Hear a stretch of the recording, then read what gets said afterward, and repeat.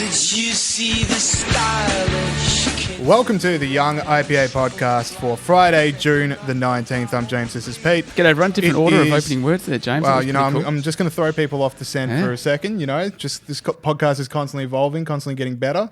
So things are going to change. All right, episode 172. Fun show today. We have got Richard Riordan, the Shadow Assistant Minister for Regional Victoria and Agriculture here in Victoria for the Save Our Pubs campaign. A lot of pubs getting together. They're basically civil disobedience or rebelling against Daniel Andrews' lockdown restrictions on hospitality industry. So we're just going to be talking to him about a few of those issues.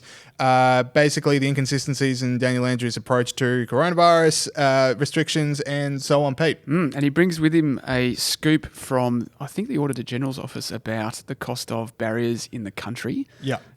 Great interview, good quiz. Make sure you check that out. Yeah, the Schlichts are back and it's a Friday show. We like making it fun, but there were some stats that came out of the Australian Bureau of Statistics yesterday, which make for some pretty grim reading, but it is important to know because of just the scope of Australia's economic problems. Exactly right. We can't make this fun. This is what it is. Almost 500,000 Australians aged 15 to 24 are not in full-time education and are not working, as Dan Wild it was who said yesterday in the IPA's coronavirus economic update. This is a humanitarian tragedy of biblical proportions. The unemployment rate has increased to 7.1%. Now, the IPA estimates that the true unemployment rate is 13.6%. I might hit you with a couple more stats. 623,000 people have left the labour force since March. And 1.2 million jobs have been lost between March and May, including jobs where the worker worked 0 hours for economic reasons. So pretty bad stuff, James. Yeah, it's really sad, and there's so many people that are suffering. And if you've been listening to what the IPA has been saying for a while, there's always the headline unemployment rate, which is 7.1%, which is already bad. But then when you start talking about just people that don't show up in that statistic, people have just left the workforce entirely, then it gets up to the 13% territory that you were talking about. And once again, people go, people that want restrictions removed, they want to sacrifice grandma to save the GDP, or they're being really selfish and stuff. Sorry, like 13% of Australians are out of the workforce. That's a real unemployment rate. There's 500,000 young people suffering, as Pete just pointed out. These are the people we need to talk about, and that is not being selfish to say we want to make sure they can get back to work quickly. That's exactly right. And the point, as we make every time we speak about this, is that it's not, for some people it doesn't matter a few months unemployment, but for some people it really does, and they will never recover from this. So yeah, for sure. Terrible stuff. Now, do you want me to hit you, James? I read a couple of good articles during the week about the lockdowns. I was just going to go with one more stat, but I do want to hear those articles. So a while ago we talked about how over 50% of Australia's workforce was either like directly employed by the Commonwealth and state governments or local councils in receipt of job seeker or job keeper. That's now 54.3%. So there's more people that are relying on the state for income than are in the private sector generating money for the state to provide people with income. Exactly. So there's, that can't go on forever, obviously. Exactly right. That dropped from about 72% when they'd realised they'd stuffed up the JobKeeper thing. But then it was below 54%, which it is now. Yeah. So it has gone up a little bit, which is a worry. Now, these pieces I was talking about, James, there's a piece in the Wall Street Journal and in The Guardian during the week, the UK Guardian, which we know The Guardian, of course, was initially for the lockdown and calling anyone who was in favour of it a boomer remover or whatever it was. Anyway, they had a piece by Larry Elliott last Sunday, which was called, I haven't actually got the title here, but it attacks the lockdown, and it said it has become clear that there is no such thing as the science when it comes to COVID-19. Unemployment, the crisis has deepened Britain's class, ethnic, gender and generational divides. Governments will conclude that the economic, social, health and educational costs of full lockdowns are too high, and that somehow we have to learn to live with COVID-19. So it's an excellent article. Check it out. And there was what was the title? I'm just kidding. You got me then for a second. I got you there. I was like, I just told him I don't know the title. Anyway, what was it? No, I haven't got it. And the other one with the Wall Street Journal, it's time, if you want the title, it's called It's Time for a Major Reopening. It's called The Data Are In, It's Time for a Major Reopening. Now, data, plural in this case, James. I am always confused on the is VR on data. Yeah. No matter what I pick, it's wrong. Yeah. I'm not 100% either, but in this context it means plural. All right, let's get to the article. Well, David Henderson and Jonathan Lippow and it just talks about the studies being flapped around by the New York Times and Washington Post from the University of Chicago is outdated, and it comes up with 4 new analyses that show that the initial projections about the lockdown seriously underestimated the costs. The key bit, that finding that the benefit of the social distancing and lockdown is only $250 billion casts major doubt on the value of lockdowns and even social distancing as a method of reducing the spread of COVID. While we can't yet estimate a specific figure, the economic cost of social distancing and lockdowns will likely be more than $1 trillion. So check that out. We were right. The lockdowns have been terrible. Yeah, because Gideon got a fair bit of heat, I would say, from some prominent left-wing commentators when the IPAs begin to end the lockdown now video went out. Like a whole lot of people supported it and got in touch with Gideon to say what a good video it was and what an important point it was to make. But, you know, you do talk about some people like The Guardian that were having a go at him, and now The Guardian are going, hang on, maybe he was onto something. And we're not hoping for like you were right the whole time. Would be nice, but it's the turning of the tide. And it's always good when we talk about restrictions being eased. When The Guardian start calling for it themselves, there's not too many people out there on the shut it down till we have till we have a cure camp. And if The Guardian are sold off for racial justice, which we will get into later in the show, at least we'll always have this article. Now, cancel culture, still going. And I want to start off with, this was like the craziest. This, to me, was just what is going on? Yeah. How is this getting cancelled? Colonial Brewing Company. It's an IPA if you drink it. I'm not, I'd never heard of it before, but Colonial Brewing Co., a few people I know drink it. They were attacked on Twitter by Twitter mob because Colonial Brewing Co., it's got the word colonial in it, please change your name. And it's a family-owned business. They ship all around Australia, and the Melbourne liquor chain Black Hearts and Sparrows have taken it down from the shelves and pledged to donate profits from remaining stock to warriors of the Aboriginal resistance. Colonial Brewing Co., they're having a discussion right now whether or not they want to change their name. Shah D'Souza, who is a writer who's written for the Saturday paper and The Guardian, is claiming this as a big win. Apparently he's been pushing for it for a few years, which is a questionable way to live your life. But, you know, horses for courses, I guess. I don't think Colonial Brewing Co. are going to end up changing their name because if there's one thing I've seen, it is the flood of support, the flood of new sales coming into Colonial Brewing Co. going, please do not change your name. And this is how you defeat cancel culture. You reward the people that stick by you. We talked last week about how Gone with the Wind became the #1 selling movie on Amazon. This is our version. So they said they were going to change it though. So you reckon they won't? I thought last I checked, they were discussing changing it. I didn't think they'd reached a decision. Well, their view, the reason they're called Colonial is because they reckon, they reckon that they were going to. So they're based in Margaret River and they're colonising a wine producing region with a brewery, which to me is not a great name anyway. It doesn't sell to me. But no, absolutely. I mean, this one's different because it's like, you know, you're not going after a statue and chucking it in the river. You're going after a small business, and it's a beer. Like if you want to bring the Australian people onto your way of thinking, it's don't take away their beers. That's exactly right. What was the other thing you said? Oh yeah, so yeah. Oh look, it'd be interesting to see if they didn't change it. That'd be huge because we talk all the time. And Rita Panny had a great tweet about this during the week. That cancel culture is linked to coward culture. Yeah. And all these powerful sporting organisations and Netflix and ABC and all this stuff, if they just actually said, no, we're not going to do that, the whole thing would fall on its backside. Yeah, one thing I have liked about the Colonial Brewing Co. controversy is the amount of politicians that are not afraid to crack open a tinny of Colonial. I saw Andrew Hasty, friend of the show on Sky News, bring on a six-pack for him and Kieran Gilbert. We should have done Cracked open it on the show. That was some good footage. I mean, shout out to that ABC journo from a while. I was going to say that. Yeah, it's an ABC journo from 2 weeks ago we made fun of for saying, I'm so sick of seeing politicians drink on camera. Bad week for you because there's going to be a lot of them. Yeah, I forgot that woman's name. I was just trying to think of it then. But we really missed an opportunity not bringing Froths on the podcast. This was our big moment. For people that can't watch right now, Peter's eyes have dilated completely. There is no iris remaining. It's just pure intense. We could have been drinking right now. I just thought we were better than that. Yeah, I just don't drink IPAs. Sorry. I thought about it and I'm like, then I'm just going to feel sick and bloated for the rest of it. I think it's is it just one type of beer, is it? Well, I know if I drink it, the rest of the podcast is going to suffer for me just like holding back burps. Anyway. A lot of that. Sorry, that's not good listening for anyone.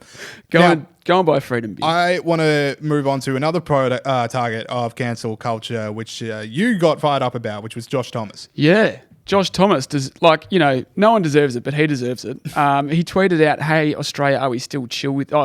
Josh Thomas is a comedian. I guess everyone will know who he is. What's his show called? Please Like Me. That's right. See, And his show's also called Please Like Me. That's a bit of a joke. That's a good one. We're over Pete's head. I knew you would know what the show was called. Yes. So great job. Because I'm involved with culture. But anyway, Pete, continue. Okay, so Josh Thomas tweeted out, "How Australia, we still chill with this?" And he pictured a picture of Coon Cheese. So Coon Cheese is a brand of cheese, obviously. So he was trying to get another business cancelled as well, just like the beer people. Edward Coon was an uneducated Russian immigrant who worked as a factory hand, and the patent was launched in his name 10 years after the cheese was circulated. I'm not exactly sure how the cheese company started being called that. Anyway. Isn't his name Edward Coon? Yeah, but I wasn't clear from this report I read that he was the actual owner. So, right. But it's named after him. Like, it's not... it's not because just racist. It's a weird name for a cheese. I'm not saying that. It's a strange old name. We had an American exchange student with us when I was a teenager who could not believe that was the name of a cheese. It would have blown his mind. But it's not it's named after a guy named Edward Coon. Anyway, so he was trying to get that cancelled. And then in response, he got cancelled because someone replied to him almost straight away with a clip of him talking about diversity in acting in 2016. Big Saul, do you want to roll the tape, mate? So it's like, Josh, what do you want the 7-Eleven worker to look like? And it's like, do you make them Indian? Or is that offensive? Or then if you make them white, is that like a bit like you're lying, really? Like...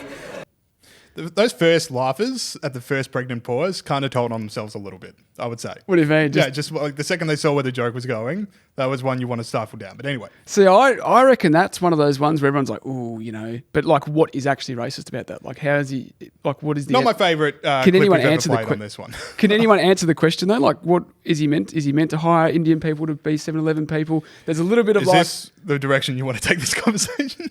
Yeah. All right, fair enough. Like, to me, like, what is he actually getting... Like, has anyone explained what is racist about that? It's just, much like I'm feeling right now, it's just like, why would you bring this up? Like, I don't know why he decided to answer it like that. And then you also got, like, Michelle Laurie, who was also calling for it. Then someone posted up that Michelle Laurie once said that blackface has no cultural relevance in Australia, which I'm sure is news to the producers of Hey Hey It's Saturday. But it's this kind of thing of... When you get into a mud wrestle... You're never going to come out clean. Like, if you're all in on cancel culture, someone's going to look through your tweets and your old sayings because they want to bring you down because you try to bring one of their products down. Yeah. And if everyone's going through each other's history and, like, we talked about The Guardian and now 11,000 people are signing the petition to bring down the Manchester Guardian because they were not a fan of Lincoln and... How many people? There was 11,000 people on the petition I saw. So The Guardian should be cancelled because the Manchester Guardian was not a big fan of Abraham Lincoln and was founded using the profits from cotton plantations. Guardian, also something that can stoke the coals of a cancel culture call out.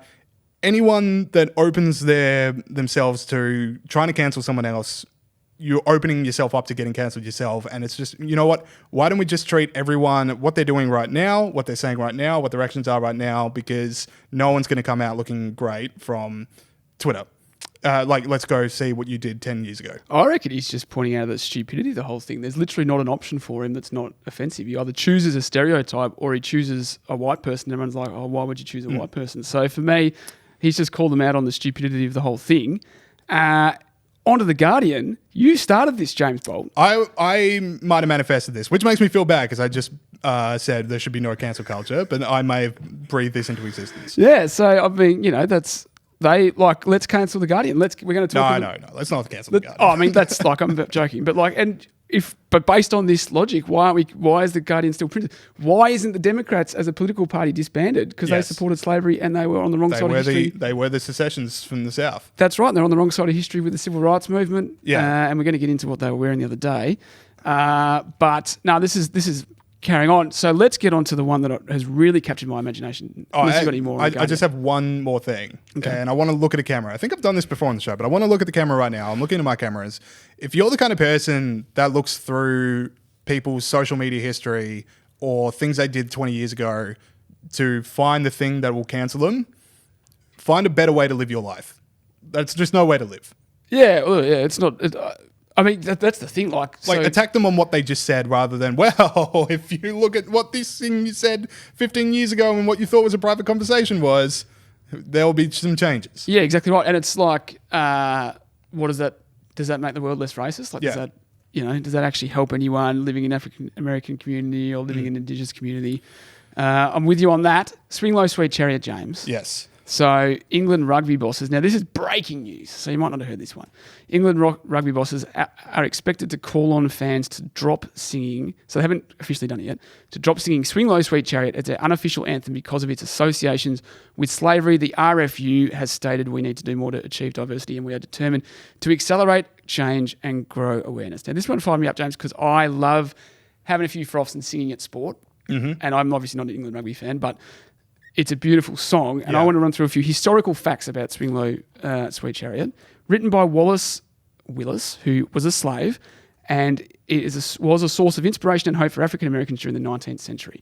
Some believe its lyrics refer to the Underground Railroad, the freedom movement that helped black people escape from southern slavery to North America and North United States and Canada. It re-emerged as an anthem during the Civil Rights Movement. And the Poms started singing it because they had this player in the 80s called Martin of Fire. I hope I'm pronouncing his name right. His nickname was Chariots because he was really fast and he was a black guy. So they started singing it like to honour one of their black players. It's a beautiful song about slavery, and we're not going to sing it because it's like about slavery. It's like, I don't know. So music history professor Arthur Jones added, I feel like the story of American chattel slavery and this incredible cultural tradition built up within a community of people who feel victims and often seen as incapable of standing up for themselves is such a powerful story. I want the whole world to know about it, but apparently not everyone does. Yeah, if you cancel Swing Low Sweet Chariot, that's bad news for high school choirs everywhere. Is it a big one? That is an absolute staple of the game. It's sort of... Oh, were you going to say another thing? No, that was it. I was moving on. It's just like... This is a beautiful thing about, like, it's about hope and, dreams and, like, the indomitability of the human spirit. And how better way to teach a kid about slavery than go and listen to Poms sing it and then go originally... There are a few better ways, I can imagine. But is there? Is there? Maybe a book about it. That's what I mean. But you learn differently. You learn more from listening to a song and how beautiful it is, and the fact that they could write something like this, even though they're in the worst conditions imaginable. Mm-hmm. And then you can explain to them, so this was a song about slavery, and this is what slavery is. This is what the civil rights movement was. And that is, but even under those conditions, they could still produce this beautiful piece of music. To me, that is a fantastic way to teach kids about slavery. And the fact that these people are honouring this song, I don't know, like, how can you listen to them sing that and think the world would be better if they weren't singing that, I guess is what I'm saying. And one more kicker, sorry, I don't know if I've really gone about this. In 1939, Nazi Germany's Reich Music Examination Office added the song to a listing of undesired and harmful musical works. Well, there you go. So that should say it all. RFU and the Nazis. So to sum up cancel culture chat, it is sing as loudly as you can, Swing Low Sweet Chariot, and no more mud wrestling on cancel culture. And different form of wrestling. Buy a colonial froth. Yes, different form of wrestling. What type of wrestling? I want it sumo. Let's have sumo wrestling. No more mud wrestling. Bring back sumo wrestling. Yeah. All right, likes and dislikes this week. Just stuff we've liked around the world, stuff we've disliked around the world. Pete, what is your like of the week? Oh, look, I'm scrolling down quickly. Would you like me to go mine? No, I'm good. Oh, no, this is a good one. So the fines, so we've been talking about cancel culture and all that's associated with George Floyd's death. It's all come from that. This is a thing which we talked about, actually reforming criminal justice and policing in Australia to make it better and work better for all people, but including Indigenous Australians. This is one of those discrete things which will actually make a difference. The Fines, Penalties and Infringement Notices Enforcement Amendment Bill passed both houses of the WA Parliament on Tuesday night. Western Australia was the only jurisdiction that permitted fine defaulters, so someone who doesn't pay their fines, to spend time in prison at a rate of $250 a day. So if you had to owe the government $250, you had to spend a day in prison. Now, to put someone in jail for example, a $2,500 fine cost the government $6,000, so economically it didn't work out. But also, it just punishes poor people. Like, if you're rich and you have to pay a fine, if you're poor and you can't pay it, then you're in jail, and that is unfair to poor people. You shouldn't go to jail for being poor. And obviously, it disproportionately impacted Indigenous Australians. And there's other ways you can deal with it. You can take it out of people's wages. You can make them do community service. I thought the community service one, that was one I was like, yeah, that's obvious. Community service one is a good one. It's one of these things. So this will contribute to less people being in prison, because we know being in prison completely derails people's lives. being in prison is really expensive for the taxpayer. And we know that one of the problems with Indigenous incarceration is that Indigenous people are in prison far more than other groups in society, and this is a way of reducing that. We did see a death in custody in 2014 from a woman who had been in police custody as a result of not paying her fines. Which is so bad. Yeah, exactly. Like literally died because she couldn't pay a fine. Yeah, exactly right. The IPA, final point, has long advocated for the removal of this law. Andrew Bushnell, shouldn't just say Bushnell, wrote why Western Australia needs criminal justice reform. It was a brief about criminal justice in Western Australia, which included this, and a piece called Let's Get Fine Defaulters Out of Our Jails. So good to see it come to fruition. Yeah, like you said, any and all silver linings from the last couple of weeks of just chaos is just sensible law reforms like this, which are actually going to improve people's lives. All right, very good selection, Pete. My like this week, Bob Catter is a national treasure. Oh, Bob Catter is so good. All right, so people have seen this one, I reckon, so I'm just going to fly through it. But Bob Catter, dressed up as a Grim Reaper outside Parliament House in Canberra to protest against the demise of Australia's car industry. Just a sense of occasion, props, costume change as well. The man knows it. Here's a tweet from Phil Curry, who is at the AFR, was just buying a pie when Bob Catter walked past dressed as a Grim Reaper, followed by a staffer saying, "Bob, you can't go into the chamber like that, Bob." All right, first up, that staffer, you're gone. Yeah. You are gone. You have no sense of occasion. You have no, why would you align yourself to Bob Catter if your first instinct is Bob should not go into the chamber dressed as the Grim Reaper? Don't rein him You do in. not put Catter in a corner. No, don't rein him in. No. And Pauline Hanson went in with a burqa, didn't she? That, it's sensitive of occasion, all right? So Grim Reaper, it's slightly less bit problematic, but the Grim Reaper is just pure fun for everyone. And look, I've said this before on the show, but there should be a suspension of democracy if Catter ever loses an election. We cannot lose this man. That's a big call. Actually, Alternatively, we change it so when bills pass the Senate and on the way to the royal assent, they also need the Catter assent. He can't do anything, but we just get a bit of a photo op. Yeah, Yeah. that's all right. And the other thing about this is Phil Corey. This is in the morning, wasn't it? Bit early for a pie, mate. No. It was lamb and mushrooms. You don't put a time capsule on when a man eats lamb and mushroom pie. Oh no, I think. But I tell you what, you wouldn't need a coffee. If it's early in the morning and you see Bob Catter dressed up as a Grim Reaper, that is a caffeine hit you need to get you through the rest of your working day. 2020 has been a bad year. Yeah. You think, well, actually, the time has finally come. we're all gone. What is it, like the devil that takes on the form of someone you least expect? So death just comes to you looking like Bob Catter. I could see Bob Catter being Satan easily. That's a joke, Bob. Don't sue me. All right, sweet. Dislikes, Pete. Okay, dislikes Teen Vogue. All right, Teen Vogue. Okay, Vogue is like 120, 130 years old. Yeah. That has made millions of dollars, probably more. Actually, I don't know. I have no idea how much they would have made, based on American consumerism, right? Like selling people stuff they don't need. You like short hair now. Like that's been their business model forever. Yeah, but you now like long hair. Adjust your standards accordingly. Yeah, buy this $400 scarf and you'll finally be a real woman, right? Yeah, you'll then be happy. Don't come to me with stuff like this after your history. They have wrote in 2018 this piece called "Who is Karl Marx? Meet the Anti-Capitalist Scholar," which is fair enough, but the article is not what it should be. And they retweeted it this week, presumably because communism is going to solve. Yeah, if I wanted to learn about Karl Marx, I'm not exactly consulting the fine pages of Teen Vogue. Well, would be my thought. It's more, I wish it was crap. Like it's just absolute well-written communist propaganda. So it's not like, the Guide to the Perfect Makeover is socialism. No, it's not. And I want to read a couple of things. You may have come across communist memes on social media. The man, the meme, the legend behind this trend is Karl Marx, who developed the theory of communism, which advocates for workers' control over their labour instead of their bosses. That's all communism was, James. Just workers' control over their labour. Just workers' control. His writings have inspired social movements in Soviet Russia, China, Cuba, Argentina, Ghana, Burkina Faso, and more. Just an innocent social movement. Yeah. Recycling, Movember, something like that. That's all, the Red Terror was. Former Drexel University professor George Ciccarello Marr uses Marx to teach history through an emotional, fluid and ever-changing lens. Gee, I'm flat I missed those classes. Now, I read the whole thing. Nowhere did it say communism's killed 100 million people. Nowhere did it say what life was like in North Korea and Venezuela. And nowhere did it say people escape to countries like America or Australia to escape communism every year. And then down the bottom was links to more articles, which was class solidarity is our only hope for survival and everything you should know about anarchism. Yeah, seriously, go through Teen Vogue because it is hilarious. Like, I've been seeing this for a while, but you want to talk about the Marxists running through our institutions. They have literally taken over Teen Vogue. Why? It's just, well, they got there. Do they... I don't know, maybe just one editor went awry. Now, my dislike this week, it's my dislike every week, but Rick Wilson is a ninny. Like, this guy just sucks. And he is a journalist over in the US. You might remember he was the one that did that really offensive impression of a Trump voter. Yeah. And it was just the most inside Washington, D.C. bubble clip I think we've ever put on this show. Absolute flog. Now, this week, Domino's Pizza, right. So, all right, let me figure out how to share this. So, Rick Wilson, right, retweets a Domino's Pizza tweet from November 9, 2012.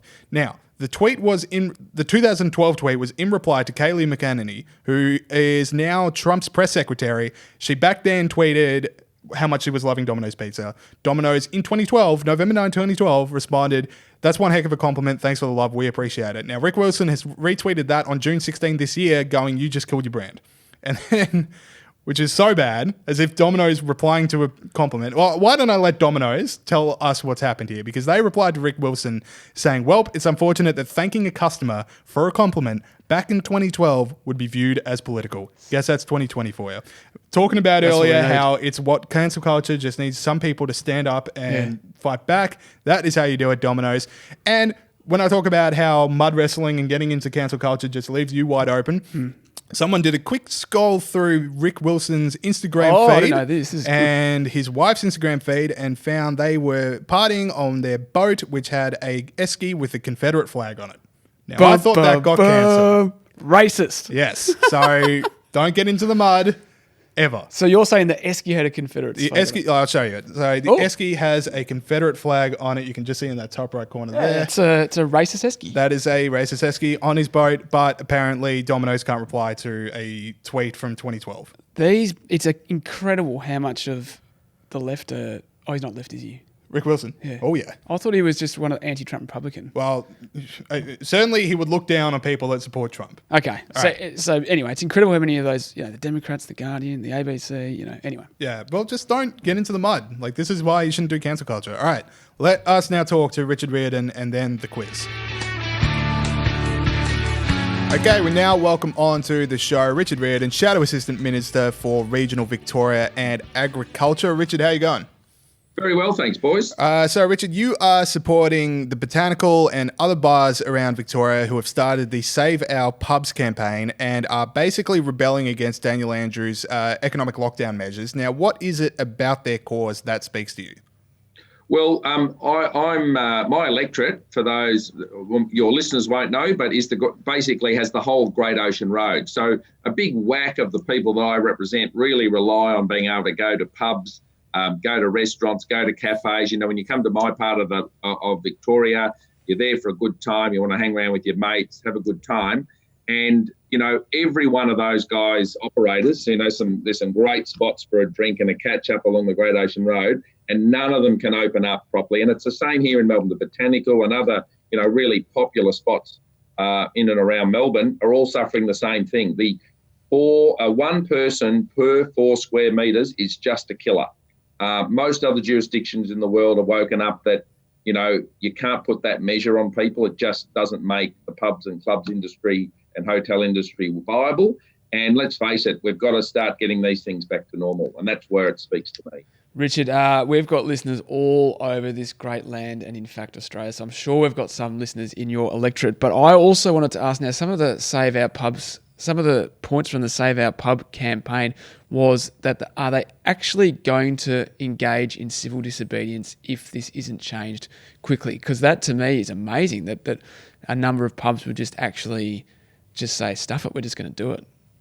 Yeah, well, this is an interesting thing. So what do we know about the civil disobedience? We know, for example, of the 6,000 fines that the Victorian government has dished out over the coronavirus thing. 2% of them have been paid, and we haven't yet got the numbers, but massive amount of them have been dropped. So I know, for example, the 25 young people that got booked at the 12 Apostles, which is in my patch, all had their fines dropped. So the government's got a really poor track record in terms of actually enforcing this stuff. which is a bit of a problem. I mean, I don't agree in having a law and not enforcing it. You either have a law or you don't. We've then seen in the week when we had a big Black Lives Matter protest, which was a really important issue for lots of people, but the government was all week not threatening anybody, not warning people not to go. I mean, they did eventually warn people not to go, but there were no repercussions. So we're now at the point for a lot of these businesses, most of them, the overwhelming majority of these types of businesses are smaller operations. They're often mum and dad businesses. They're often young entrepreneurs. They're people that have got their heart and soul in it. And at the moment, a lot of these people are looking down the barrel of never being able to open up again because they're just going to be broke. So it's desperate times. There's not just a union of pub owners. There's not a union of cafes and restaurants. They're all busy, hard-working people. And I guess it's up to the government to tell them why they can't open. Bunnings is allowed to open. You can queue up in aisles there. You can, go to all the supermarkets. All the big guys get to open. So why not these smaller businesses? The other part for me is, and you referenced it before, how in Victoria it's the 4 square metres. In other parts of the country it's 2 square metres. And then you look overseas and Britain's gone down to 1 per square metre.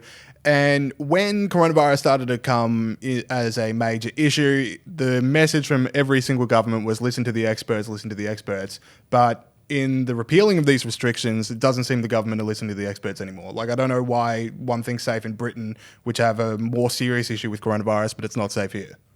Yeah, look, that's a really good point. And the other part is, it's such a strict rule that doesn't make sense. Lots of people's favourite pubs and clubs and things, they've got little rooms, little nooks, little crannies. There's all sorts of ways that a publican or a cafe restaurant owner can sort of redevise things. Everyone's quite happy to thin out their crowd a little bit. You can manage it. You can do both things.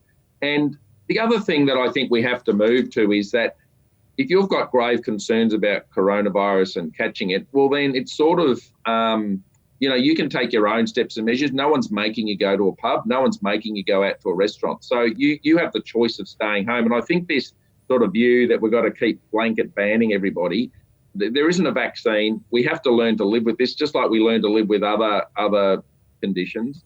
And the facts are telling us 97% of people have little or no complications with this. I mean, half these people that are being diagnosed didn't even know they had it. So we know that it's not, I am actually moving to the view it's not quite the boogeyman everyone makes it out to be if you take sensible and logical steps to look after yourself and take a bit more personal hygiene to account. And I think we can live with it and manage it and get on with life.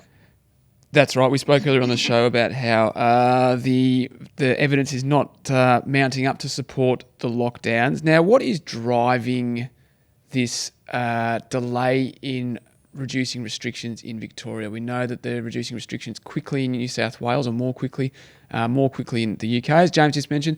Is this Daniel Andrews? Is it good for his polling? Is it does he just enjoy the power? Does he genuinely think he's doing the right thing? What do you think is driving that? Well, I googled a word the other day, nossophobia, and it's people that have unjustifiable and excessive concerns about viruses. I think that's what it was, or disease. I'm Googling it too, because I have no idea what that word is. Sorry? I'm Googling it too, but I have no idea what that word is. I can't find it. Oh, extreme irrational. No, that's just phobias. It's an irrational fear of disease, I think, or viruses. And it's worth noting that our Premier was a former health minister. And I don't know about you blokes, but, I'm an old and middle-aged guy. I've got a few friends that are doctors. And doctors are really great people when you're sick. But I tell you what, there's none of my doctor friends I'd ever go to for business advice or some other sort of practical. They tend to be very academic, very logical. They're very smart people, but they're sometimes a bit impractical and don't quite understand other things. And so I think Daniel Andrews has been snowballed by excessive aversion to risk. And, most of us, particularly though, I was in the business world for 25 years, you learn to live with risk and you learn to manage risk and you learn to look after yourself. And I think that's an important quality that's been just completely forgotten about in this whole debate. And so Daniel Andrews, the other great trait he has, disturbing trait really, is that he hates listening to anybody. And you see it all the time. And the analogy I use, if there were 6 people standing in front of him in white gowns and you said, Premier, are those 6 people are standing in white gowns? You go, no, they're not. They're standing in black gowns. And he'll argue black and blue that they're standing in black gowns. And this is a bit like the situation we've got at the moment. There are people knocking his door down saying, please, Premier, we need to loosen up on this. We need to get back to business. We can manage the risk in our businesses. And he's just not listening. So I was going to say, with easing restrictions, I mean, you talked earlier before about it should be more on the individual themselves to decide whether or not what risks they want to take. But what specific measures would you want to see repealed, or maybe like which ones would you want to keep? Like, are you comfortable with people going to the footy en masse, as has been floated in some other states? Would you have the 1 square metre rule? Well, I just think we've got to get back to consistency in the rules. There's no limits on how many people can cram into a shopping centre, go to Bunnings, go to a supermarket, right? So why are those big players getting a big free kick on the discretionary spend, while all the small, like all the little cafe owners, restaurant owners, bar owners, they're really important to our society and our fabric.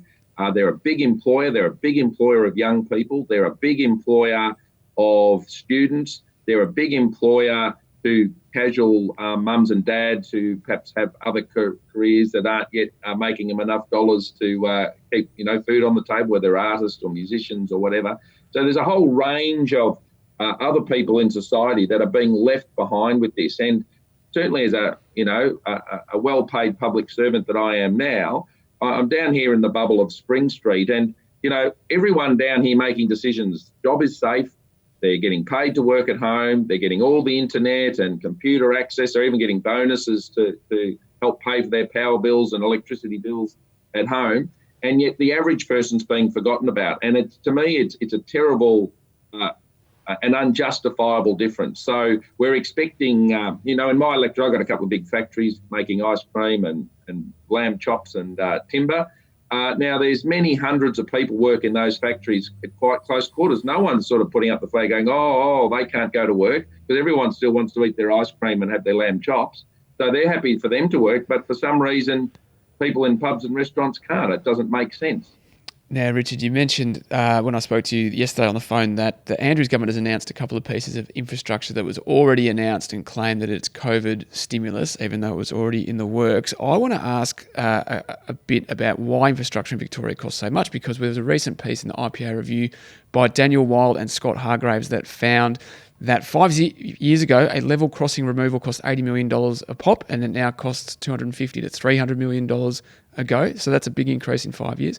And the Metro Tunnel will cost $1.2 billion per kilometre of track, compared to a similar railway in the UK, which is going to be built, which is expected to cost $0.33 billion per kilometre of track. So why is everything so expensive to build in Victoria? Because Daniel Andrews does his deals and does the deals with the unions. Where do you want to start and finish with the deals that get done? I mean, silence and industrial harmony is bought here with deals. We have a situation where the basic cost for the taxpayer of recurrent wage costs here in Victoria increasing 8% per annum. Now, the government loves to tell everybody, we've got 2% caps on wage increases. We're being responsible. But what's the reality is? The reality is everyone just keeps moving up into new pay descriptions, new categories, recategorise people. The actual cost to the budget is 8%. So we're seeing that in the public sector, and we're seeing the same out with these big projects. So between the two big tunnel projects at the moment, we haven't even started North East Link yet. It's estimated we're close to $10 billion over budget, and they're only halfway built. We know that the Westgate Tunnel now, it's not going to finish in 2022 like all the big signs down the Westgate Freeway told everybody for ages. That's now adding 1 or 2 years. There's a huge contaminated soil issue, which I understand. Here's a scoop for you guys. Here's a scoop.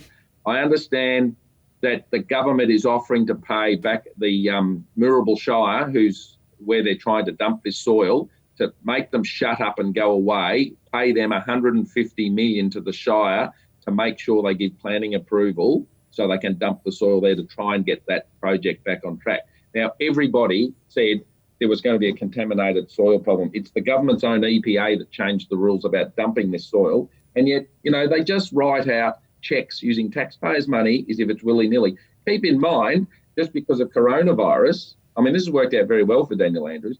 He's just gone and written out, asked for permission from the Parliament, which we gave him because he's got complete majority, and he, basically has the animal justice people and the other lot in his back pocket, so they'll do whatever he says.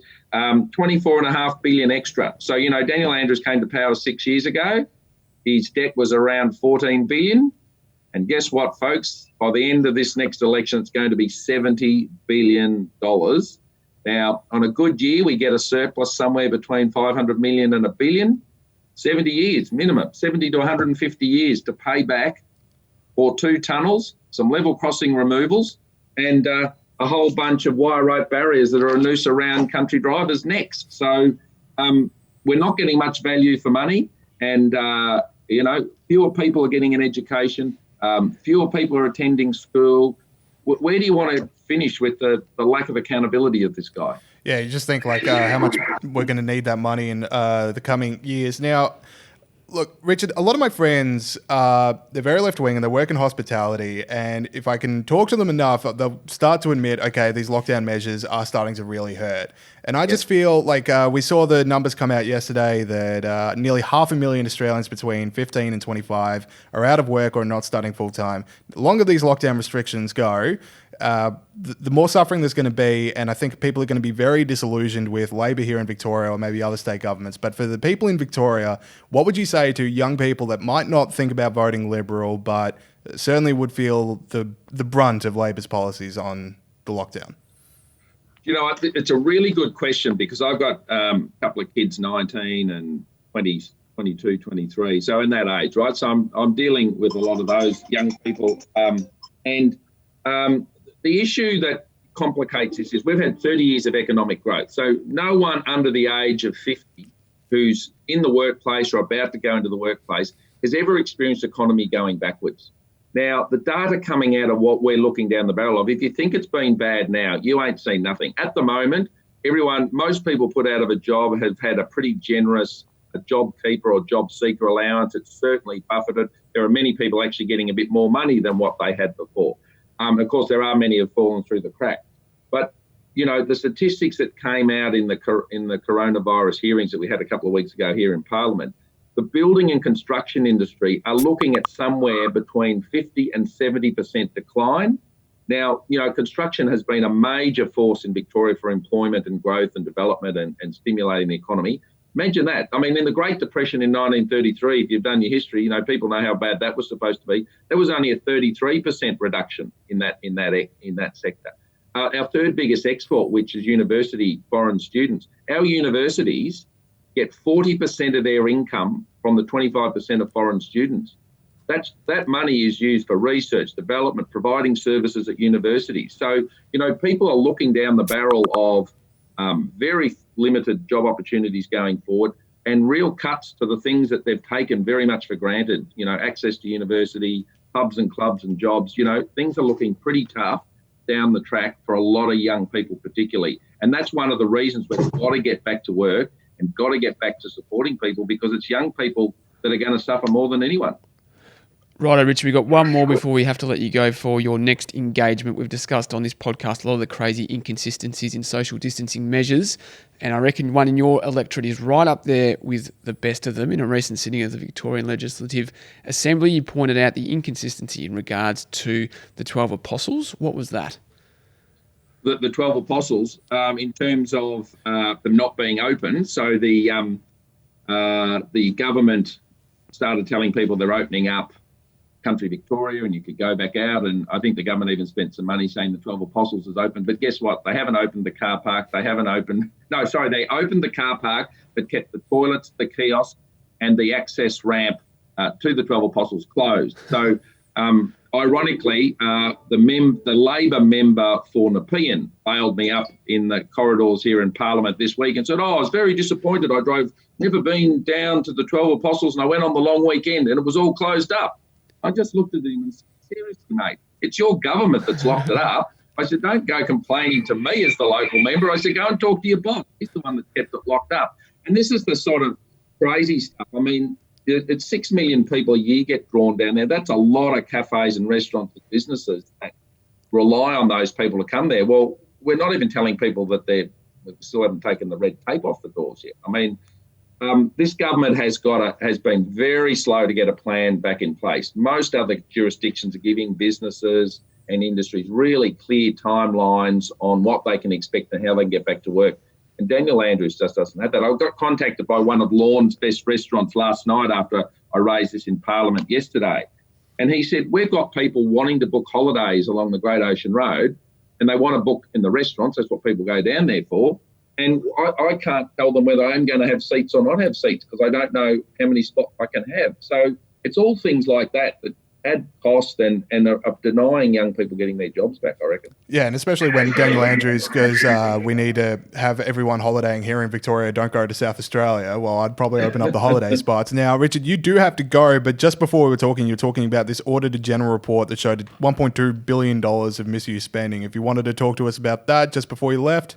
Yeah, look, I will, because it's a little bit of a hobby horse I've had. So for those that don't know, Country Victorian Roads have had $1.48 billion in the last 6 years thrown at them, and I say thrown at them in wire rope barriers. Now, if you're in a city and you don't get out in the country driving, you won't have noticed them. But the big issue is that the overwhelming majority of people that die on country roads die on low volume rural roads. So basically smaller shire and lesser state government roads are where the most fatalities happen. This has spent $1.48 billion on putting fences down every main highway. As you may be aware, the road toll actually increased last year. So there's no evidence at all that there's a reduction in deaths after spending that amount of money. And the big issue out in the regional areas is that roads are, really, really essential because, big distances, you've got to move a lot of freight, a lot of people get to work. And there's a million things you could spend $1.48 billion on, and it wouldn't be putting wire fences up everywhere. I mean, it prevents fire trucks from getting to fires. It stops. You can't pull over to change a tyre. If your kids are vomiting in the car, you can't rescue them. There's a whole bunch of stupid things that are a consequence, and the government's just ignored it. But anyway, the Auditor General has finally seen reason, and he has given the biggest boot in the back pants to the government on this. It's deemed one of the worst mismanagements of money ever. Brilliant. Richard Riordan, love any guest that brings their own props to an interview, which is always great. So Richard Riordan, the campaign is Save Our Pubs. So, get out there, help your local restaurants and cafes and pubs and clubs and stuff because they need it now more than ever. Richard, thanks so much for joining us. Thanks, boys. Have a great day. Thanks, mate.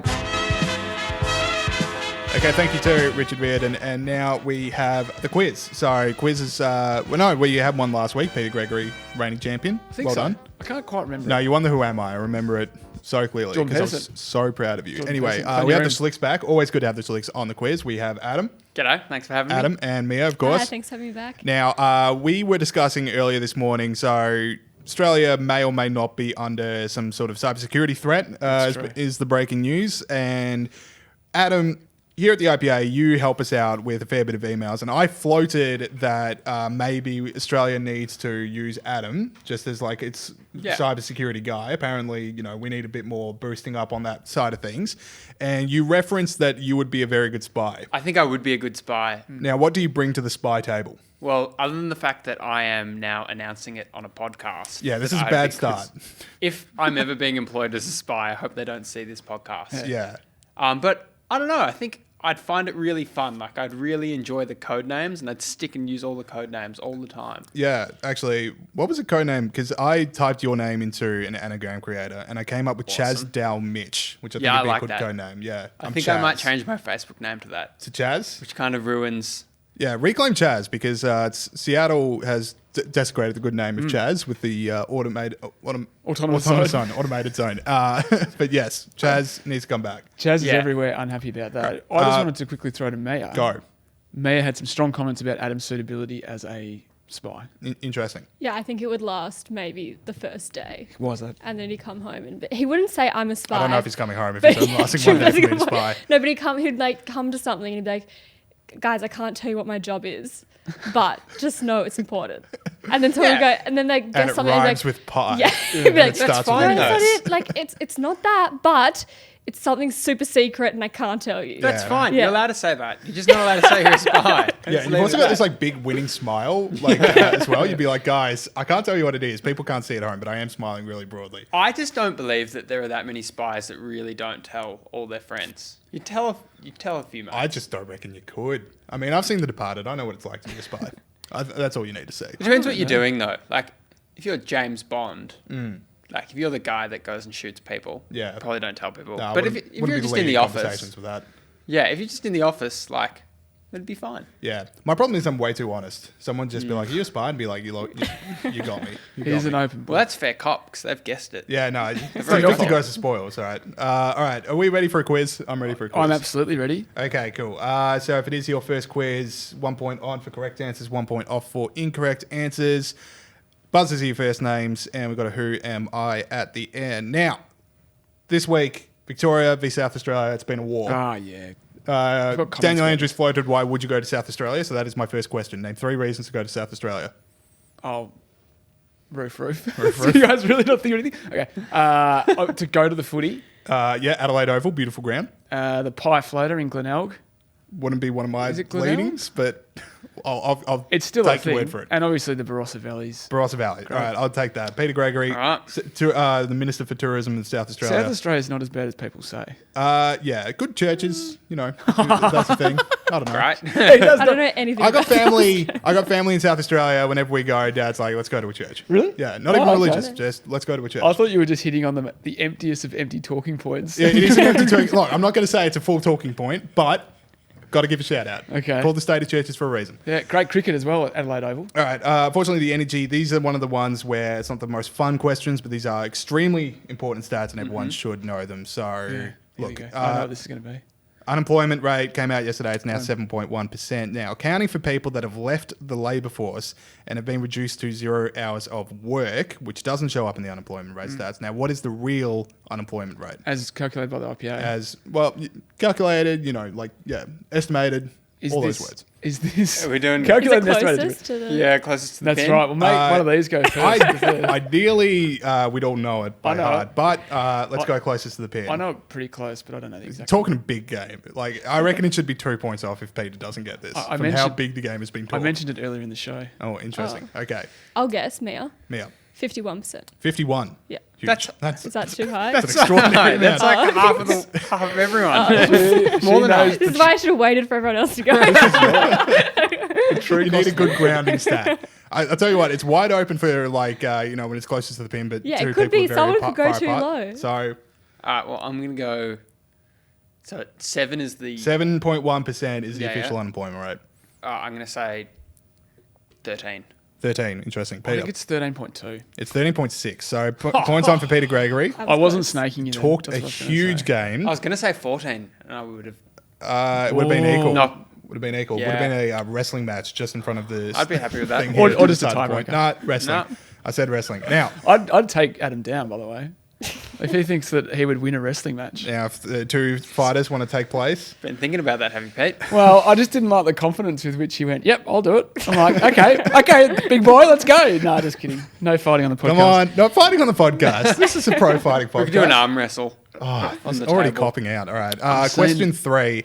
How many people are either directly employed by Commonwealth and state governments or local councils, or in receipt of job seeker unemployment payment, or in the JobKeeper wage subsidy? So basically, how many people are relying on the state for their income right now? Is that a percentage or It is a percentage. Yeah, so Absolute this is where I number. think I got my other stat confused. I think it might be. Yeah, so I'm going to guess with this one, Mia. Yep, 51%. 51%. Yeah. Closest to the pin? It's, I'll go second this time. It's 54.2%. And Adam. He's going to snake me. He's going to get it.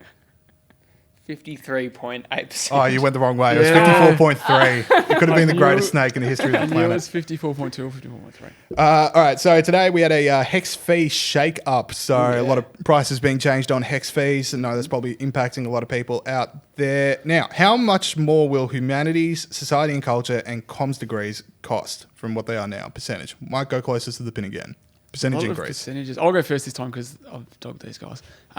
I Sitting think... back there in your ivory tower. Yeah.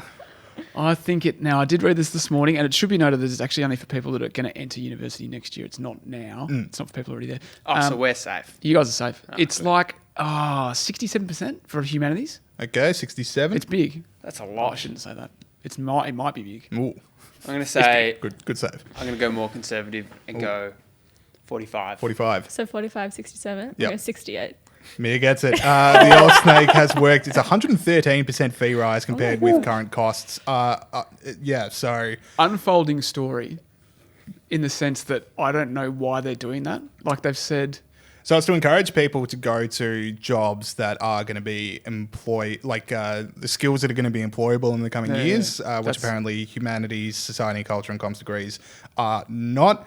I reckon, your strong humanities, liberal arts has been an absolute boon for being employed in the tertiary education industry. So, there's always a job waiting for you to, lecture future generations of people that write 1,000-word essays that 2 people read. So, I don't know. you got to get good marks for that though. All right. So name one MP who has left Labor over the branch stacking scandal developing. Adam. Adam. Boom. His name is also Adam. His name is also Adam. With an E. Yeah, Adam with an E. Like Yes. Adam Uze. Adem. Maybe it's Adem. It is I can't- Adam. I can't say his name properly. It's like Soriek. Yeah, I'll give it to you. Adam Somurek, Robin Scott, Yes, and yes. Marlene Kairos. Now, I gotta say, Australia's bar for what abusive text messages are is a bit lower than what I would hoping. Like some of the ones that are getting out today, which is just like she's no good for Labor. Don't know if that's abusive. Like I've certainly said to their face worse things to my friends. So Wow. it's coming from a place of love. We all. Might unfriend you on Facebook. Casey. Uh-oh. I agree. Man. Yeah. That's just the tool of their opponents trying to say, oh, they're sending abusive texts. Yeah, exactly. When they're not that bad. All right, so quick score check. Peter Gregory. Not that I've seen them all, and if there are really bad ones. If by the time you hear this they are really bad, then I we heard those. disavow Take it what we back. just It said. could be terrible and you've just credited Yeah. them. So it's not that bad. Suck it up. Surely they would have led with the worst ones. Yeah, but maybe they haven't emerged yet. So anyway, true. that's my disclaimer. Yeah, it's sort of like when, was it Lee Rhiannon got ousted from the Greens, and then she was just like, you know what, who's not an Australian citizen? These two. And then just that avalanched into half the Australian Parliament. Yeah. Anyway. They're petty politicians. But it's fantastic reading. All right, so quick score check, Pete on 3, Mia on 1, Adam on 1. Now, the subplot in all of the Schlichts quizzes is who wins the Schlicht prize and who is or may not be angry at dinner tonight. I will Interesting to point see. out that's always been Adam angry at dinner. This gets brought up every time. And I haven't actually won one against me. So Sorry, we don't know how Mia responds to I losses love this 'cause running joke. It's just really a weird fun. factory. Because you're the oldest, aren't you? I am the oldest. So how and much? the best. What's your age? I'm 22. The best. And what are you, 19? 20. 20, okay. So 2 years, 2 years. extra. And then there's another 3 kids. So Yeah, the Schlicht family band. there's a lot of us. What was it? 4 saxophones and a singer. We've got 4 saxophones Yeah. in our I'm house. just left out. So. All right, 4 saxophones. and a singer. Yeah. And a singer. Extraordinary. And, All right, And so Rockstar. speaking of music, how did Airwaves Music Festival get around COVID restrictions? oh, who knows? That's one for the musicians. Mia, Because it's drive-in. it in is a July. drive-in. That sounds like death to me. Sounds That- yeah. It's awkward. so All these bad. people are like, oh, this sounds like what a good idea. That'll be so fun. It's not fun. Yeah, how do you death circle at a car? You can't death. You could death circle the car. There you go. Everyone turn your car on, drive around really fast. Don't do that. Don't do that, people at the music Bring a festival. big car. Don't Don't do any of the things that Adam's saying. These are jokes. And is the sound coming through your car radio? Yeah, it'd be like going to a That's drive-in. awful. It's like, And drive-ins aren't good anyway. yeah, they tried to do that with stand-up comedy. Like, if it was a good joke, you started sounding your horn. I was like, that's the worst thing in the world. That's worse than no stand-up comedy. Just listen to Richard Riordan and open up. Yes, good point. Now, which European country has shut down its COVID-19 tracing app over privacy concerns? Oh, that's too easy. Roof. Roof. Norway. It is correct. What I'm loving the last couple of weeks, by the way, is how for years people on the left are like, I just want to live like Scandinavia. And now Sweden doesn't have lockdown restrictions. Norway gets rid of COVID tracing app. And now it's like, people, libertarians and people on the right are just like, look, can't we just be like Scandinavia, guys? And the left is like, no, you don't want to be like that. You don't want to be like that. Cool. Now, question 8, I want to say, question 8. With what product did Boris Johnson celebrate the beginning of free trade agreement talks with Australia? I remember Sorry. reading this. Well, say the answer then. Roof. Yeah, you wouldn't come across in a reading format. Did you have it? It's right, you go for it. Peter Gregory. Tim Tams. Tim Tams, indeed. Do you know what? Boris Johnson, a man of fine taste. Tim Tams are delicious, firstly. Yes. Secondly, he got derided in the British Twitter sphere as being naff and cringy in that promo. Yeah, he is. Yeah. That's He his wasn't. whole shtick. He's wasn't- naff and cringy. He was just like, it was normal. It's like, come on, get him for something. It's a else. bit naff and cringy, but like Tim Tams were my number one lockdown snack. Like I went deep into Tim Tams. No. What was the other thing? I was comparing. I think it was the Marmite and the Vegemite as well. Yeah. Like we'll exchange that. Yeah. I don't think we want the Marmite. I think do just not keep care for that. Marmite, Yeah. but I do love videos of foreign individuals trying Vegemite for the first time and just going like spreading it like butter. And you're just like, that is. I that's still not how spread to it do like butter. You are a Yeah. madman. And I'm You are a hardcore. madman, Yeah, and I I'm do really not want proud you of in my it. But I country. feel like you showing can build people. up to that. Like you can't start with that. Maybe I did start like that. The perfect amount of Vegemite is barely visible to the naked eye. Like, And I don't it's put just any the butter on it. slightest amount. only That's only true. Vegemite. You are a no psychopath. butter. That's grim, man. You don't. What's the point? You of would the be a butter? good spy Butter's because got- you have no Yeah. moral conscience. But that's what they'd know as a spy when you did something Yeah, like that. Yeah, That you'd be guy's like, nuts. there's something wrong with this guy. I don't get the point of the butter. Taste. Butter's awesome. It's a- You can't taste Buffer anything zone. else when you've got Vegemite on it. Especially that again, much. the perfect amount of Vegemite is barely visible to the naked eye. Can I make one more final point about Boris Johnson's video? You may. In that, he said, which is true. Thank you for asking well, permission. I assume it's I true. am podcast captain. He said that didgeridoos, Britain exports didgeridoos to Australia. Did you know that? Did you Yeah, guys that's a know free market power Wow. right that? there. And then he said, but they don't come back. Because didgeridoos come back. Are you talking about boomerangs? Boomerangs. Oh, I'm talking about boomerangs. Jeez. Oh, Very Pete. for Peter Gregory, the most Australian man in the world. I think not. All right, staying in Britain for the last question. Which British writer was filmed walking away from a protest against him, hands in pockets, and just casually strolling with a backpack? I don't know, but I can guess. I don't I can know. I'm guess. out. Roof. Roof. Peter Hitchens. Is correct. I just knew based on the description. Such a good video. Like, because for people that didn't see the story, Peter Hitchens, which we covered on the show last week. Yeah, it was sometime. Last week, We covered Peter Hitchens didn't take a knee or take the buttock at a Black Lives Matter rally. People started protesting him, and he just walked away, didn't give a care in the world about it, which is exactly the kind of reaction that was good. Was that at this protest or a different one? Different one. This was like a day or two ago. Specifically for him. Specifically, let's go to Peter Hitchens. Yeah, they're following him down the street. Someone put "Staying Alive" by the Bee Gees underneath it. It was fantastic video editing. All right, who am I? Quick score check. Peter Gregory, potentially insurmountable lead here of 6. Having a good Mia's call. on 2, Adam's on 1. Uh-oh. Now, this is a tough who am I. I'm just mentioning that now. That's It's not good like for the me. time you did the Santa Claus one, is it? That was a great one, and I will never hear a Really bad hard. word against that. Robespierre was the hardest. No, because you guys didn't get Sir Arthur Conan Doyle, which was some like people wrote in going, "How did no one get Sir Arthur Conan Doyle?" Oh, I knew it was the author of Sherlock Holmes, but I couldn't remember the name. Yeah, well, they don't hand it Nobel prizes for attempted chemistry. 5 That is points. the kind of crap I have to put up with on this show. 5 points. I died this Sunday in 1527. 1527. Calibrate your minds. 1527. Because that we've already done. I think we've already done this person. No, we haven't. Roof, I checked. Roof. Shakespeare. Incorrect. Oh. Oh, Okay. no. That sound. Yeah, you me, I hear got in that the- one. Yeah, I got That it. sound you hear in the distance is Theodora sighing. The fact that you couldn't figure out that Shakespeare was not. I don't think he was born at this point. Anyway, Yeah, he was 1527. like, he was around then. If he wasn't the 1500s, he was the 1600s. Yeah, I like how you're around then. It's like a 250-year gap. Same time period. Same thing. Old times. It's old. Yeah. Before Wait, 2000. so is that 5 points off? Of 5 points. Sorry. 1 point off. No, 1 point off for Pete. 1 point off for Pete has let people back in. She plays hard, man. 1 point off for Pete. All right, for 4 points. So anyone can tie. Adam, this is your last call to get in the winners list. Here we go. For 4 points, I'm an Italian diplomat, philosopher, Oh, and writer. I know who this is. I'll let you guys have a I don't. guess. I'm out. Pete is big on the, well, I got this, but I'll let the people disgrace Just for the, themselves just for with the the incorrect interest answers. of, for the interest of the quiz, I'll let you guys have a guess. No, idea. I should look these up before the Yeah, because both of you know I know what the website. I use. you use. Yeah, the on this day thing. Yeah. And I always, as soon as I sit down in here, I always think, oh, bugger, I should have looked it up. Yeah. And I never do. Because it was slim pickings this week. I really had to search for one. Yeah. Machiavelli. Machiavelli is correct. Peter Gregory. 9, probably the best result we've ever had on the quiz. That's fitting because I am the best. Interesting. All right. Adam and Mia, thanks as always. And we got more show for you guys coming up after this. Thanks, guys.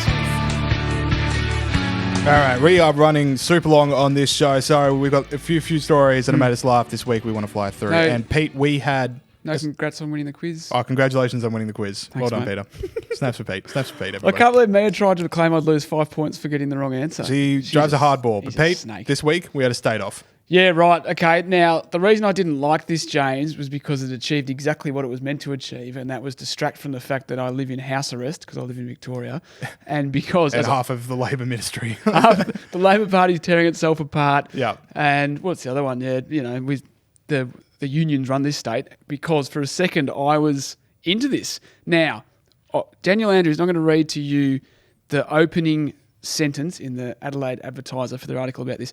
The scandal-ridden premier of the Australian state with the gloomiest weather, bit rough to Tasmania, worst virus outbreaks and most overrated coffee has taken a swipe at SA for its decision to keep tourists from the eastern seaboard I out of the object to state. the coffee one. Yeah, I really object that's to a that. bridge too far. Give me the other ones I can cop. Coffee? No, sir. Yeah, go and have a, what's it called, pie floater, from the eastern seaboard out of the state until next month. Anyway, of course we're talking about Daniel Andrews, the Victorian Premier, saying, with regards to the border closures, I don't want to be offensive to South Australians, but why would you want to go there? Which got me a chuckle, which is like, damn it, he got me, because I thought that was really funny. James, thoughts? Oh, yeah. Well, I've got a few South Australian friends, and we were throwing barbs at each other for the rest of the day. I fell hook, line, and sinker, and then, a few hours into it, you're like, oh, whoa. Hang on, I just got. This is what he wanted. Yeah. I love bagging South Australia as much as any red-blooded I'll Victorian. hook you up with my friends that are from South Australia, and we can get like a third-party entry into these. Yeah, I'd love to do that, but Pat Murray, we're coming for you. I reckon South Australia is underrated. I reckon there's a few good things. I went on a cricket trip there in 2008. It was great. 2008. Glenelg, mate. Throwback. Throwback Thursday for the people. Glenelg pub on a Sunday. Went to the races. The races was awesome. Anyway, that's Memory it. lane. That's all I got. Memory lane. Yeah. So we had the pot shots in South Australia, but we are rallying and we're keeping focused on the prize, which is let us out of our homes and the quote unquote abusive texts. Anyway, we'll move on.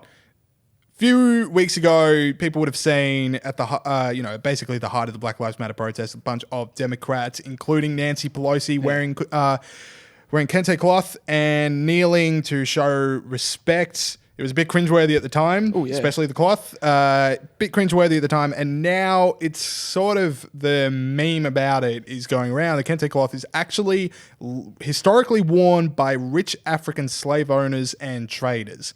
Now, USA Today's fact check on that says it was true. It also says it's got a bunch of other cultural connotations within Africa. So to just say that they just thought of the first African thing they could think of and wore that and didn't do the research might be accurate, might not be, but a cringeworthy thing now has a bit of taint of some real poorly researched cultural appropriation. That's exactly right. We're not saying that like this was the uniform of the slave owner, just that it could be associated with that, is that? Bit of a closer Google would have not gone astray. Yeah, let's change the wording of the search. Look, mate, these people are in favour of slavery. They were on the wrong side of history with the Civil Rights Movement, as I said like 5 minutes ago. But, how are they not cancelled? Well, we don't believe in cancel culture. I don't believe in cancel culture. That makes sense. Are you in the muscle? You're in the mud wrestle. You're like, you know what? If they're cancelling Colonial, I'm going for the Democrats. This is good because you're kind of the moral compass, which is like a bad sign. But it's that's more a terrible sign. I don't actually want them to be cancelled, but involved. like, by the same token, like if you're cancelling everything else. But what was I going to say? That Trump's such a racist buffoon. That he's terrible. All right. All right. Moving on to the Austrian bloke. Yeah. So this was. Now I want everyone at home to take this seriously. Okay? Yes, everyone, pour yourself a nice glass of scotch. Yeah. Get into your favourite reading chair. Yep. Put on glasses if you wear glasses. Even if you don't wear glasses, I want you to find some distinguished set of glasses and put them on.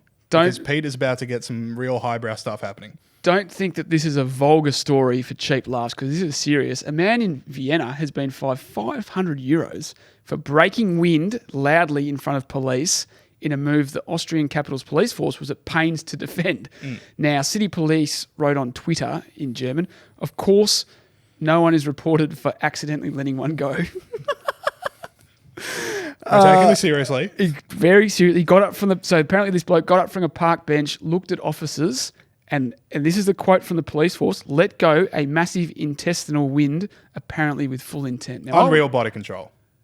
Wow. To have that cooking away and just be like, you know what, I'm using this one for when it's needed. Yeah. For now it is needed. When the popo attack me. I don't know how they can define intent. You can't define intent in that I reckon this guy made it pretty clear. Well, they've noted that the decision can be appealed against, so I can't wait for the court case if that ever happens. They also added that the man behaved provocatively and uncooperatively during an encounter with officers that preceded the incident. Those officers have got to be counting their lucky stars. Yeah. They just got uncooperative. They didn't get this. They dodged a massive bullet. Anyway, very serious because let's make the serious political point. Yep. You obviously shouldn't be fined for farting. Talk about police brutality. Yeah. Anyway, that's all I got for All right, reading glasses off, everybody. We're now back to the regular scheduled program. Now, the last story I want to talk about is a lot of companies are making adjustments as to what all they can do in regards to coronavirus, some outside the scope of what the governments are saying you should and should not do. I don't think there's been I guess a real world example is I don't know if there's an actual government edict on whether or not you should hand out menus to your customers, but I'm now getting menus texted to me when I eat out. Interesting. So here's one I want to focus on. So Virgin Australia, Qantas, EasyJet, KLM, Delta Airlines, and America Airlines are all suspending part of their alcoholic drink service in response to COVID-19. All part of their alcohol service gone COVID-19. An epidemic of airlines. This is disgusting. Yeah, this is the only good part about flying, and they're taking it away from us. Well, yeah. Why is my question. I don't know. Coronavirus, let's take them at their word. It is coronavirus. But now I'm a nervous flyer, and I have to sit there in full sobriety going, there is no good reason this plane should be flying right now. Yeah. And I don't get a single bit of edge off. I've got to talk about, we've done this on the show before, and I'm sure there's a bunch of people smarter than us about pounding their car horns right now, going, these guys are morons. But if you're expecting me to believe that air particles are respondent to where a plane wing is, I need a drink. I don't buy it. Yeah. The particles are lighter than the ones above it or some absolute garbage like that. That up. Should point out you still can load up before you get on, so don't forget that's an option. I would say... But in Australia, you got to go in for the long haul because everything is so far away. There's nothing, and this is a real rite of passage for young players. You get a few drinks. Take it easy, everyone. Have a few drinks on the plane, and you actually get hungover by the end of the trip. That is just awful. That's awful. Never done it myself, but yeah, awful. Can I hit you with something, James? So why are they not selling booze, but they're selling like water and other stuff? Well, this might, whom's to my to speculate, infer, impugn. Or to impugn, but.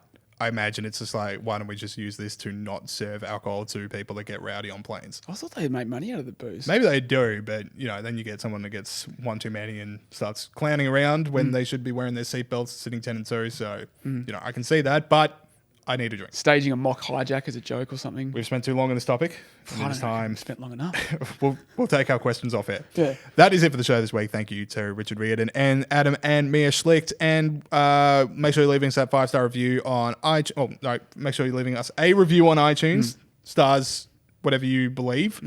Tell your friends and family about the show if they don't listen already and you think they would like it. And go support our Save Our Pubs campaign. See you guys next week. Thanks, Steve. Thanks, Saul. See ya.